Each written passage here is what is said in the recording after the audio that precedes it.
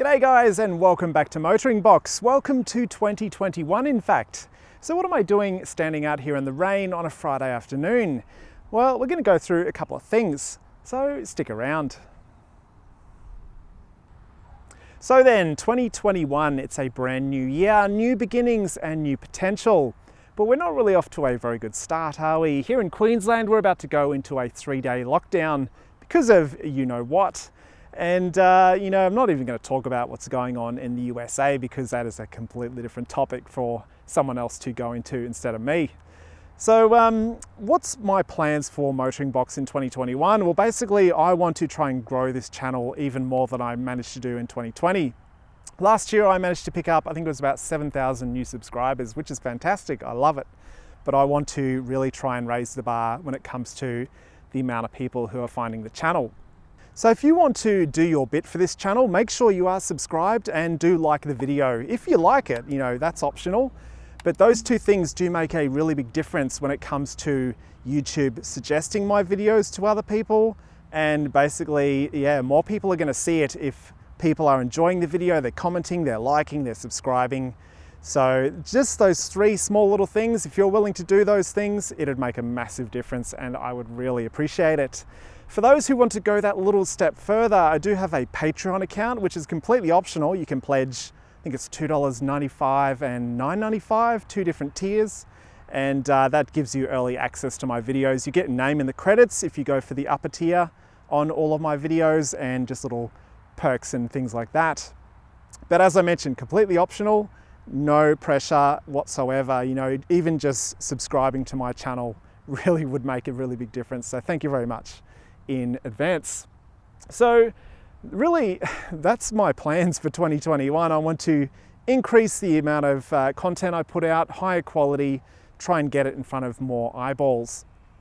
The car behind me, my BA Falcon XR6 Turbo, is actually the most popular car on the channel, as it turns out. I ran a poll a couple of days ago and returning 51% of the vote of the popularity contest was the BA Falcon XR6 Turbo. This car's been going really well. Over Christmas, I've been off work for about 3 weeks and gave me the chance to work away on this car and get a few things right with it. So I wasn't actually able to film a few of the things I've done here, but I can, of course, go through them with you now. So this car has never idled properly. It's always been a bit rough, and I think I finally worked out why. It's actually the intake manifold gaskets. So the BA Falcon engines, the Barra naturally aspirated and also the turbo, they have this sort of split intake manifold, and there's of course a gasket where the manifold mounts to the head of the engine. There's also a second gasket in between the upper half and the lower half of this part of the manifold here as well. So I actually went ahead and bought gaskets for both of those locations. And over the course of about 8 hours, I swapped those out. Now this is something, I decided not to film it because when I film videos, it basically doubles the amount of time I have to spend doing a job. So those 8 hours would have become probably 2 days worth of work. But it's definitely something I wouldn't recommend to anyone who's lacking the confidence in completing that job, because you basically have to take off the crossover piece here. You then have to remove the throttle body with 4 bolts that are located on each corner. Once the throttle body is out of the way, you can then take off the upper half of the intake manifold with these bolts. There's probably, 16 of them or something. At least 12 of them anyway, running around the entire perimeter of that manifold. And then once that's out of the way, you can then try and get to the bolts which are holding the lower half of the manifold onto the head. But as you can see, there is literally no room down here, and you basically have to pull the airbox out so you can try and get your hand under the manifold as well. And it's really a nightmare of a job. You need ratcheting spanners, you need a couple of socket sets in 1/4 inch and also probably 1/2 inch. And with all of those combinations of tools, you can basically get the job done. But it is a real prick of a job, I tell you what.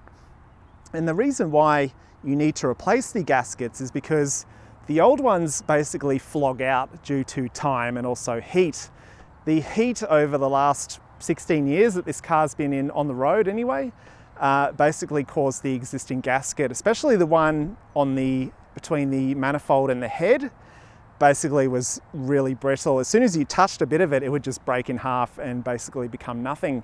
And what that means is when the engine is running, it's actually sucking in air, which is unmetered.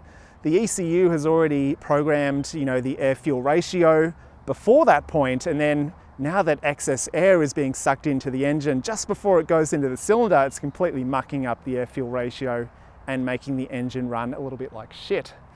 So it is a job that's worth doing. If you have a Barra engine, whether it's a turbo or an NA model, which is idling like garbage, generally using more fuel than it should. And there's also one more thing. If you've ever started your Barra, probably it doesn't happen every time, but maybe once in every 10 times, if you go to start it and it suddenly idles super roughly, it feels like it's running on 3 cylinders, that is actually another symptom that you need to get your intake manifold changed. Because what's happening is the computer is freaking out with the air-fuel ratios, and it keeps on trying to close the throttle further than it actually can. So it can't stop the revs from rising, and as a result it goes into a sort of a limp home mode and freaks out basically. It's like a fail-safe to get you off the road if you're driving and protect the engine in the process. So if that sounds like something your car is doing, chances are it needs the intake manifold gaskets changed. But yeah, definitely don't do it yourself if you're not confident. You can really take a look at it and try and judge, is this something I can do myself? If not, I would pay a mechanic a couple of $100 to do it. They could probably do it a lot faster than I did as well. If I went to do it again, I could probably do it in half the time, maybe 3 or 4 hours. But yes, it is not a fun job. So that really made a big difference on how this car runs. And another job that I did over the holiday as well is this little heater pipe here. You can see there's 2 pipes here, 3 pipes actually, there's a third one joining in there. And then there's like a little plastic T-piece in the center. There was actually, you could see red coolant from the cooling system was sort of seeping out here and sort of drying and caking onto that T-piece. So I knew there was a leak on one of those 3 pipes. So you can't actually buy those T-pieces separately. So I had to go down to my local Repco and buy, it's the T-piece and then the upper and the lower hose. And I swapped all of that out. And I also swapped out that third little heater hose, which taps onto the back here, just because they were all looking a little bit brittle. And that T-piece in particular, the reason it was leaking is because the plastic the T is made from was, again, brittle. And when I took one of the hoses off, it actually snapped a bit of the T-piece plastic off completely. So that thing was shot, and that was obviously why it was leaking coolant. So that's really the name of the game when it comes to cars like this, and pretty much like the AE Falcon and the NC Fairlane that I own as well. They're getting to the point where they've been on the road for sort of 15 or 20 years, and there's always going to be little things failing like that as you go, little rubber components that are flogging out, or bits of plastic parts which are becoming brittle and basically coming to the end of their service life. But overall, it's still looking pretty good in here. I haven't cleaned it since that Armor All tire foam engine cleaning video that I did a few months ago, but it's still looking pretty good. It's still easily clean enough that you can work on it and not get your hands dirty. So that is a really cool thing. It's not going to win any awards at a show and shine or things like that, but who really gives a shit? So yeah, that's really it with the BA Falcon XR6 Turbo. I don't really have any huge plans for this car apart from getting it running 100% right. There are a few more things I've identified that it needs. It needs engine mounts, surprise, surprise. That's another Barra Turbo common point of failure, I guess. It's not usually the engine mount on the passenger side, it's the one on the driver's side, directly underneath that steaming hot turbocharger. The heat coming off that turbo just means that the engine mount, especially on the driver's side here, only lasts about 100,000 kilometers on average. So this one's coming up on needing that done. And well, I think it needs to be done anyway, because the engine, it does idle smooth, but you can feel a bit of vibration through the car, and sometimes the car will sort of rock a little bit as well while it's idling. So it definitely seems like that engine isn't being held as strongly as it needs to be. And I'm really hoping once they're changed out that the car will idle a lot smoother and I'll get a lot less sort of vibration through the whole chassis as well. I haven't decided whether I'm going to do that myself because it is apparently a really big job, but look, I'll have a think about it and I'll let you know. The only other thing this car needs, which won't come as a surprise to any of you Barra owners as well, is it may need some diff bushes. There isn't any rattling or clunking or anything happening back there, but I have noticed driving on a highway, if you sort of go around a long sweeping turn, sometimes you'll hear a bit of a thud and you'll sort of feel the back of the car just move a little bit sideways, as if the diff is kind of moving sideways underneath the car. When you sort of drive down a straight bit of road and you try and go left and right on the wheel to sort of whip the car around, you can't feel any movement. It just seems to be on those sort of sweeping turns that you'll feel something happening. And the last thing this car needs, which also won't come as a surprise for BA Falcon owners, is it needs a center bearing on the tail shaft. These run a two-piece tail shaft, and there is a center bearing between those two front and rear halves of the shaft. Symptoms of that needing to be done is you'll sort of hear I guess you'd call it like a rumble through the entire car, but you won't get any shake like you would if you needed a wheel alignment or a tire to be rebalanced or something like that. So you don't get any shaking through the steering wheel or through any of the wheels. You just sort of hear this distant rumble through the entire car, and it can kind of come and go. Mine sort of comes in about 80 k's an hour and it sort of disappears around 100 k's an hour. So it must be a particular speed on the tail shaft that sort of causes the harmonics to be more aggressive than usual. But yeah, look, that's a symptom that the tail shaft needs to be done. So really, that's about it for the BA Falcon. It is by far the most popular car on the channel. Still looking pretty neat, even though I haven't washed it for a little while. It is a rainy day out here today, so yeah, I'm not about to go waste time doing that.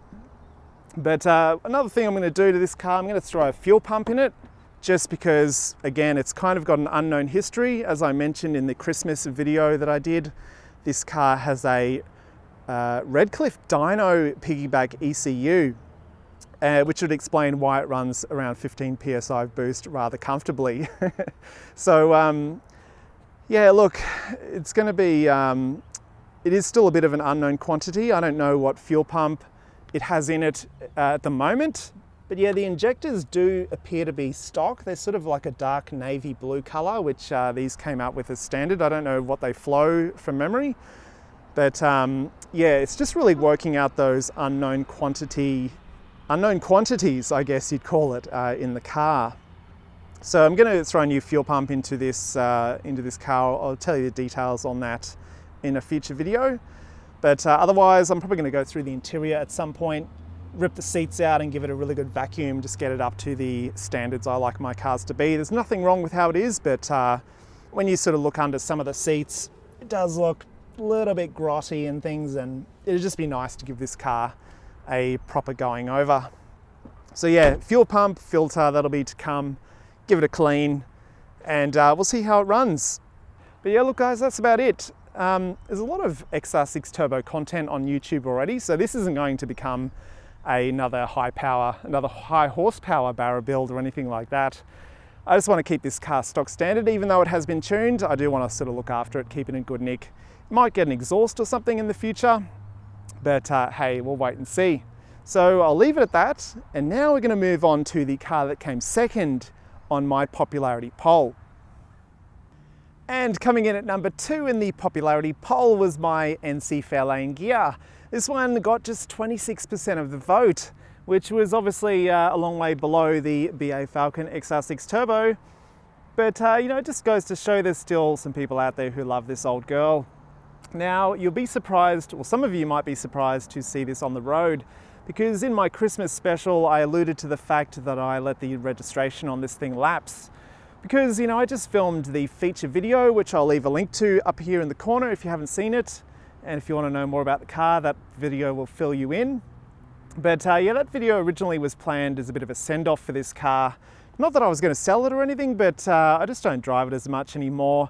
In the video, you would have seen it just ticked over 200,000 kilometers. And when you compare that to the video that I filmed 2 years ago about this car, it had like 191,000 kilometers. So I've only done about 5,000 Ks per year over the last 2 years in this car. That's because I've done the majority of the kilometers in my AU Fairmont Ghia. So yeah, I decided to renew the registration for another 6 months. We'll play it by ear and see how it goes. Plans for this car though, initially I did like the wire wheels that this car has. But my plan now is, well, it's been the plan for a while, but I haven't actioned anything, is to get a set of the original flat-faced alloy wheels. I'll put a little picture of them up over here. I do have a set of those wheels, and what I'm going to do is probably get them polished or maybe powder coated. I'm not really sure yet. I want to get a nice chrome, sort of a shiny finish on them. And you can get powder coat, which is like fake imitation chrome if you like, only it's a lot more hard wearing and it's not going to flake off like traditional chrome does. So basically that's the goal for this car visually anyway, is to get nice set of alloy wheels, the standard alloy wheels, get them nice and shiny so that it sort of matches the chrome highlights that the car has, because I do love the chrome that these wire wheels give to the look of the car. But yeah, I'm a little bit over the wires. There is a reason, or a couple of reasons for that. The first one is they are center lock wheels, so you basically remove these wheels by spinning that little center, well, they're called spinners for a reason, aren't they? You spin the spinner, you take it off, and then that allows you to pull the wheel off, and there's like a little hub adapter. I'll put a picture of it up in the corner. So these, all four wheels need those hub center sort of spline adapters. And you know, it's just a little bit of additional complication. If you want to change a wheel by the roadside, you need to get a mallet or a center lock removal tool, which I don't have. So I'd be bashing away on that thing with a mallet to try and get it undone, and they're really tight.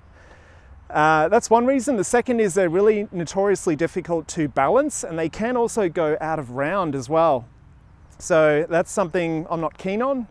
And yeah, look, the wires are a bit of a love it or hate it kind of a thing. Opinions seem to always be split 50-50. Half the people say love it, fantastic, awesome looking car, and I'm in that camp. But in this time of my life, I'm after a little bit of simplicity, and I think a set of these standard alloys polished up is going to do the job. As far as other plans for this car goes, I do have a set of 5-litre V8 badges coming to replace these ones because the chrome on the lettering is almost entirely gone. The badges I've sourced are new old stock, so that should look really good. But otherwise, you know, the car is looking really good inside and out. It's easily probably the best condition car I have in my fleet. So no complaints with how it looks visually. But yeah, apart from the wheels, I am going to probably have to do the brakes at some point. There is a little bit of shudder coming through the pedal. So I'm probably just going to go ahead and get new discs and pads all round. You can get the discs machined, but that's kind of a bit of a stopgap measure, I reckon. And otherwise, it's looking really neat under here. As you guys, some of you would have seen, I did a thermofan conversion a couple of months back, probably about 6 months ago. But you wouldn't know it from looking in the engine bay because I've used the top half of the existing shroud. And you probably can't see, but there are some thermofans lurking down under there. But otherwise, the engine is running really good. The only other problem in here is the power steering pump, if I'm being honest. And ever since I've owned the car for the last sort of 3 or 4 years, it has been seeping power steering fluid. I think there's an O-ring right down in the guts of this thing, which is notorious for starting to leak. So I'm going to have to investigate that at some point. It is a very slow leak, so it's not super urgent, and it's partly why I haven't done anything about it for the past 2 years. But once I get that sorted out, yeah, this engine is going to be in perfect state of health. So yeah, my opinion is a little bit split on what I want to do with this car. There are supercharger kits available for the 5-litre V8, which is a little bit tempting, but they're kind of $5,000 or $6,000, and I think there is a limit to how much boost you can put through these old 5-litre V8s, just because the rods, the con rods on them are apparently quite skinny and quite weak. So there is a limit on how much you can get out of them power-wise. And also the existing E7 heads on these engines as well are quite restrictive when it comes to flow. I'm not really sure if going for forced induction would help alleviate that concern. There's also the manner of the intake manifold as well, which is apparently quite restrictive, but hey, maybe a bit of boost would help with that, I'm not really sure. But that, you know, to supercharge this engine, as I mentioned, $5 or $6 grand for the kit, then there's like tuning and things like that. I'm not really sure what else would be involved. It is a lot of money that I don't have, but it is something that I'm thinking about. You know, if I do come into a bit of money, if I get my subscribers up, make sure you subscribe. And maybe if I get some sponsorships on board from Super Cheap Auto, Repco, who else? Meguiar's. I use Stanley Tools. You know, there's all these brands out there that I use, and you know, it'd be really cool if some of them came on board. But yeah, look, that's the NC Fairlane. It's back on the road. I have owned this car since 2016, I think. So look, it's the oldest car on the channel. I still love it. I did have it off the road for the last month, but luckily in Queensland, you get 60 days grace period to renew the rego, and you don't have to get a roadworthy or anything like that. So I snuck in. It's been off the road for just over 30 days, and now it's back on it. But look, I love the old girl. I'm sure we've got some adventures to go on still in the future. Let me know what you reckon I should do this car. I don't want to mess with it too much. I don't want to lower it or anything like that. I just want to keep it old and classy. A bit of 1990s porn. So yeah, look, that's it. The second most popular car on the channel. And now we're going to move on to the third. And finally, capturing just 23% of the vote is my AU Fairmont Ghia. So the AU is still around purely because it is a fantastic car to drive. It's easily the car I would pick if I was going to Sydney or Melbourne or any sort of long distance drive, because it's comfortable, it's smooth, it just does everything that any sort of semi-modern car needs to do. So depending on your taste, you know, it's not to everyone's taste. Some people think it's one of the ugliest cars ever made, but there's a certain charm about the AU, I think, especially in Fairmont Ghia spec or maybe XR6, XR8 spec. Yeah, they are a little bit blob-like, but you know, there's certainly no other car around on the road like it. So it is a little bit dirty in here, I must apologise, but yes, the AU is still performing daily driver duties. I drive this thing to work. I've got my little phone holder doing duty here as well, with a magnet inside to hold my phone.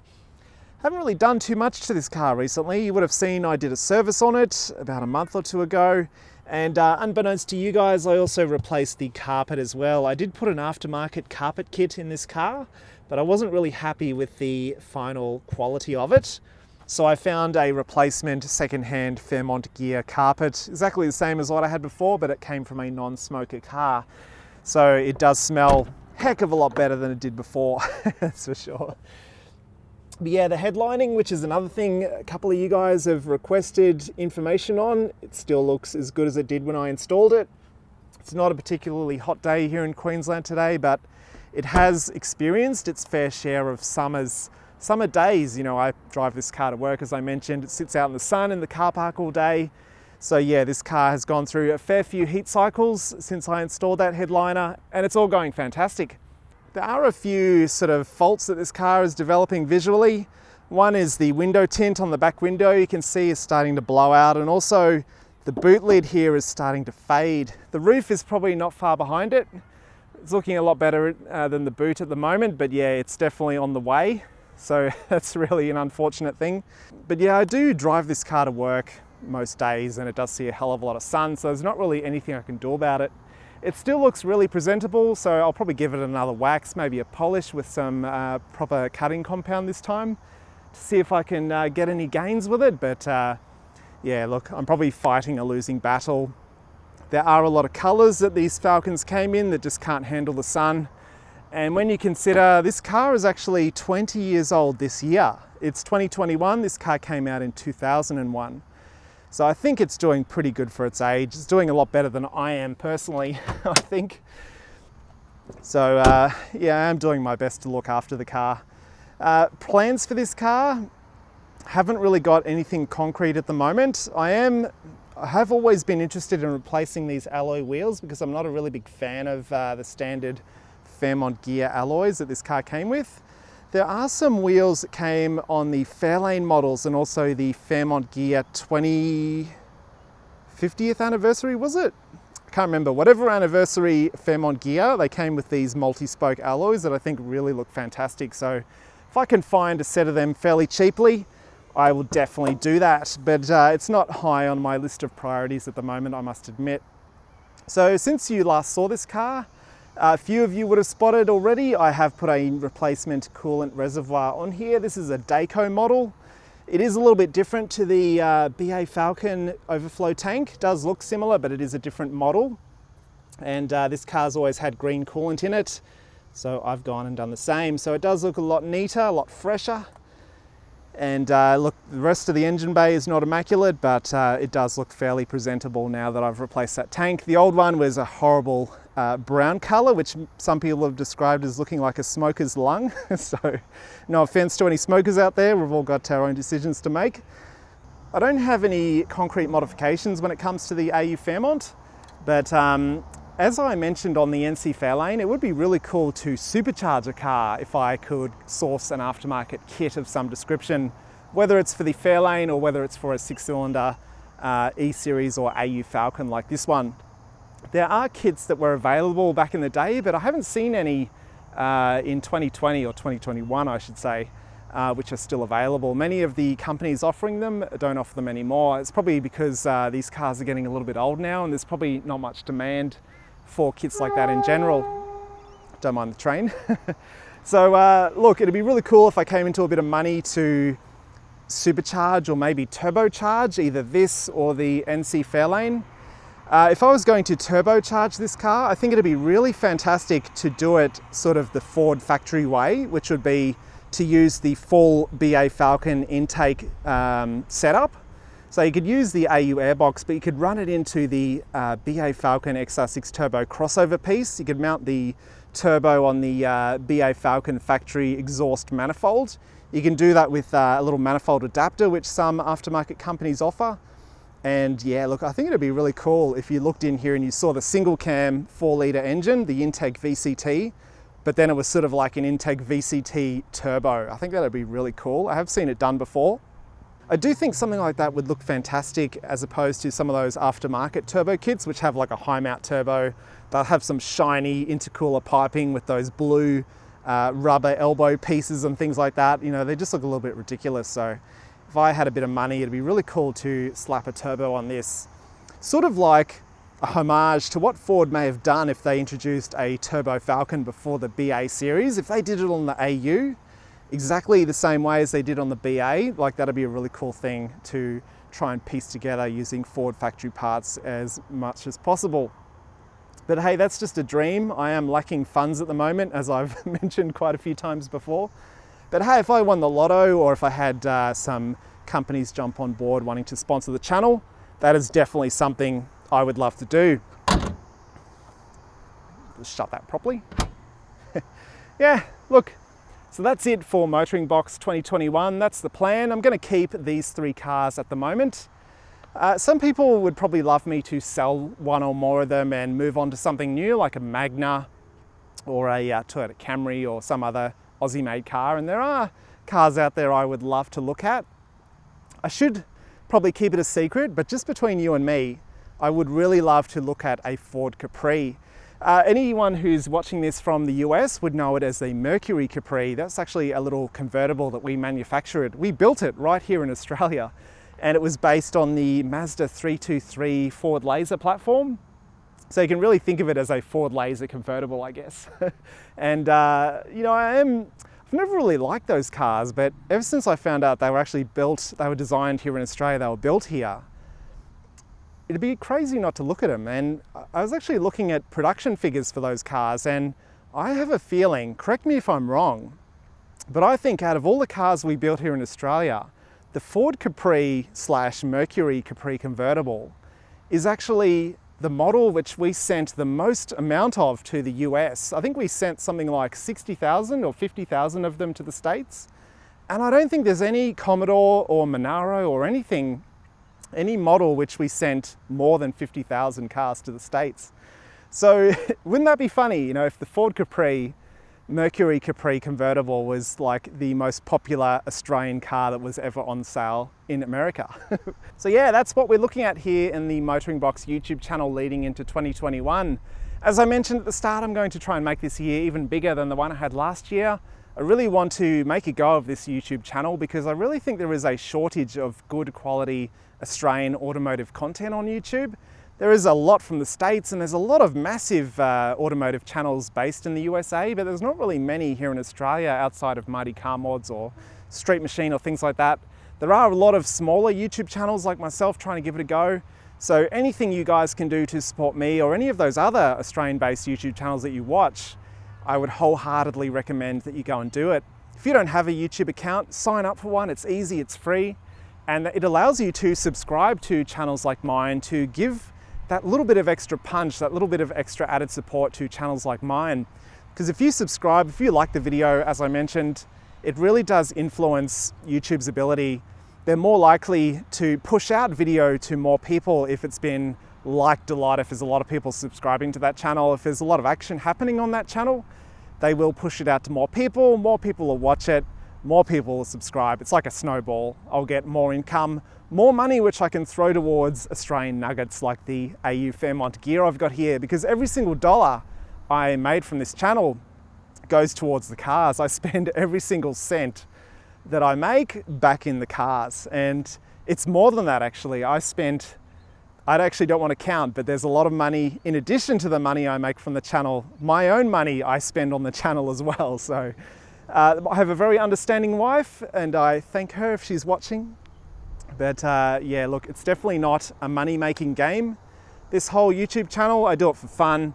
I do it for you guys as well. It's entertainment, but it's also an educational thing. I'm not a mechanic, I'm not great at working on cars, but I do think it means that what I'm doing is a lot more accessible to a lot more people. You just go down to Supercheap, you buy yourself a couple of socket sets and screwdrivers and parts, and you're off. You know, you can work on your own car, doing basic things, saving a bit of money, learning along the way. To me, that's really what it's all about. So if you like to support what I'm doing, go ahead and do the things I just talked about. And I really hope you're enjoying the channel. I hope you're excited for 2021. I sure am. I really hope some big things will happen. I don't want to give my hopes up, but yeah, we'll certainly wait and see. So thank you very much for watching, guys. Take it easy. Have a good one. Mang it for Marcus, and I'll see you next time.